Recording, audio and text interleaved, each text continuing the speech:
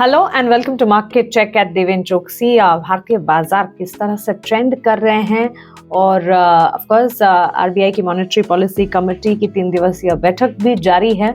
सो ये सारे इवेंट्स के बीच में कहाँ पर एक्शन है, कहाँ पर एक्शन नहीं है, विदेशी बाजार से संकेत कैसे, आइए समझ लेते हैं। और ऑफ कोर्स 7 फरवरी और यूएस मार्केट्स की अगर बात करें, बीती रात यूएस मार्केट्स में हमने देखा एक फ्लैट ट्रेड देखने को मिला, जहां एसएनपी डाउ जोन्स में हमने देखा माइनर गेन्स के साथ ट्रेंड दिखा ड्यूरिंग द सेशन, और नैस्डैक की अगर बात करें स्लाइट लॉसेस के साथ वो क्लोज होते हुए देखने को मिले। Of course further to the commentary from the Fed members.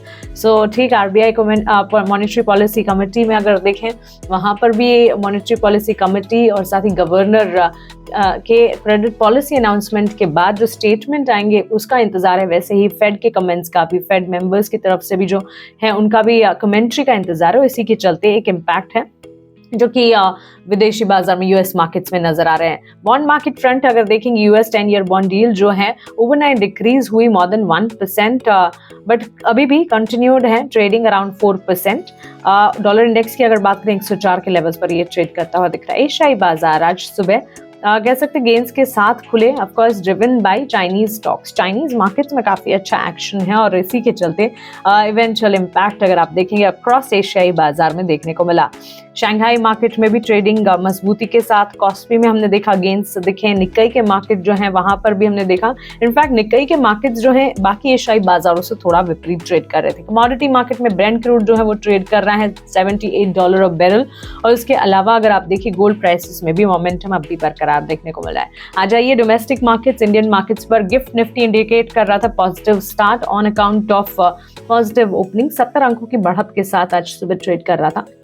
भारतीय बाजार की अगर बात करें, एचडीएफसी लाइफ, एसबीआई, कोल इंडिया जैसे स्टॉक्स रहे जो कि टॉप गेनिंग मोमेंटम देख रहे थे, और Infosys, power grid, Eicher Motors जैसे स्टॉक्स कट्स के साथ बिकवाली का दबाव दिख रहे थे। Sectoral gainers real estate sector, PSU bank space, metal space है जो कि बाजार को संभाल रहा है। वहीं Nifty IT, Nifty auto, FMCG की तरफ से हम देख रहे हैं कि बिकवाली का दबाव हावी हो रहा है।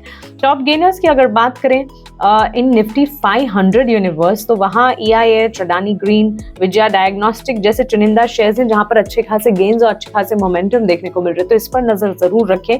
और इसके अलावा अगर टॉप गेनिंग मोमेंटम की बात करें पर्टिकुलरली, हम देख रहे हैं ऑफकोर्स रियल एस्टेट स्पेस से जुड़े चुनिंदा स्टॉक्स है जहां पर अच्छा खासा एक्शन देखने को मिल रहा है। लूजर्स अगर देखें निफ्टी 500 ही यूनिवर्स में कई सारे स्टॉक्स हैं जैसे नवीन फ्लोरिन, गुजरात स्टेट फर्टिलाइजर, जहां पे कुछ ज्यादा बड़ा एक्शन नहीं दिख रहा, इनफैक्ट डाउनसाइड ज्यादा या कट्स ज्यादा हावी होते हुए नजर आ रहे हैं। ब्रॉडर मार्केट्स में निफ्टी नेक्स्ट 50 पर नजर रखें, वहां पर अच्छी मजबूती है।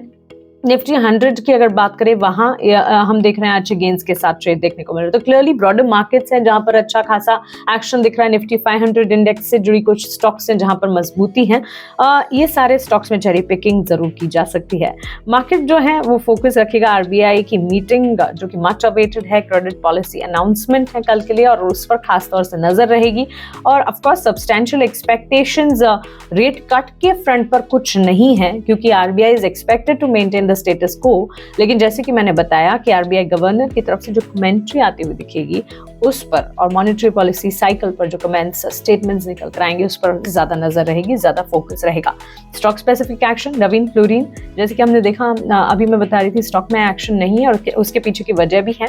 11% की गिरावट कंपनी के नतीजे जब आए तब रेवेन्यूज में देखने को मिली, और कामकाजी मुनाफे में भी डिक्लाइंस देखने को मिला। नंबर्स जो हैं वो कमजोर हैं, और कमजोर नंबर्स के चलते प्रॉफिट्स भी अगर आप देखें 26% on year on year basis, करीब 26% की गिरावट झेल चुके हैं। सो हर फ्रंट पर नंबर्स में जो कमजोरी है वही उभर कर आ रही है। स्टॉक प्राइस में भी जैसे ही बाजार खुले कमजोर नतीजों का असर, करीब 5% की गिरावट पर नवीन फ्लोरिन का स्टॉक ट्रेड करता हुआ। एफएमसीजी मेजर ब्रिटानिया के नतीजे आते हुए दिखने को मिले, वहां अगर देखेंगे रेवेन्यू में बढ़ोतरी देखने को मिली, करीब 1.5% की, कामकाजी मुनाफा भी बढ़ा है। नेट प्रॉफिट में हालांकि गिरावट देखने को मिली, एज कम्पेयर टू 555 करोड़ देखने को मिला है net profit as compare to 934 crore. कह सकते हैं यहाँ पर ब्रिटानिया की नंबर्स जो हैं मिले जुले हैं, क्योंकि रेवेन्यू के फ्रंट पर बढ़त है। अगर आप देखेंगे मार्जिन जो है वो 19% पर इंटैक्ट रहे, 19.5 थे पिछले मार्जिन, 19 के आसपास इस वक्त नजर आ रहे हैं। रेवेन्यू और मार्जिन के फ्रंट पर नतीजे अच्छे हैं, लेकिन मुनाफे में गिरावट देखने को मिली। हालांकि स्टॉक गेन्स के साथ ट्रेड कर रहा था 2% के। FSN ई-कॉमर्स नाइका कंपनी ने अपने Q3 अर्निंग्स जारी किए और कंसोलिडेटेड बेसिस पर नंबर्स की अगर बात करें, रेवेन्यू में बढ़त करीब 19% की देखने को मिली। कामकाजी मुनाफा करीब 23% बढ़ा।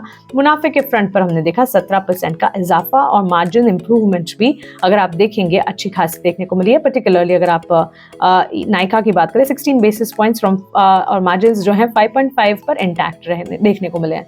मार्जिन अच्छे हैं, मुनाफा भी अच्छा, मार्जिन इंटैक्ट रहे, मुनाफा अच्छा, रेवेन्यू के फ्रंट पर बढ़ते हैं। इसी के चलते स्टॉक में हमने मजबूती के साथ ही ट्रेड देखे।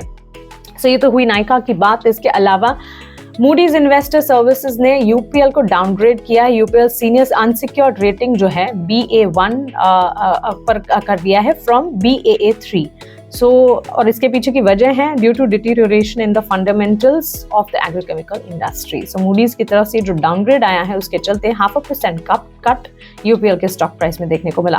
And last but not the least, IOL chemicals and pharmaceutical के स्टॉक पर भी नजर रखें। नतीजा है कंपनी की Q3 FY24 earnings consolidated basis पर अगर देखेंगे, सालाना आधार पर कंपनी की आय में गिरावट देखने को मिली है।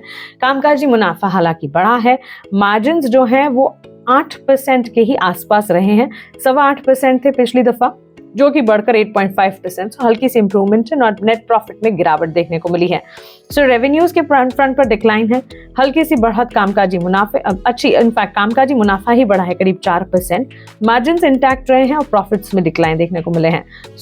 आय और मुनाफे के फ्रंट पर गिरावट है और कामकाजी मुनाफे में हल्की सी बढ़त और मार्जिन इंटैक्ट है, जिसके चलते स्टॉक में हम देख रहे हैं बिकॉज रेवेन्यूज में गिरावट और प्रॉफिट में गिरावट है, तो गिरावट के साथ ही ट्रेड ऑलमोस्ट 5% की declines IOL chemicals and pharmaceutical में देखने को मिले हैं।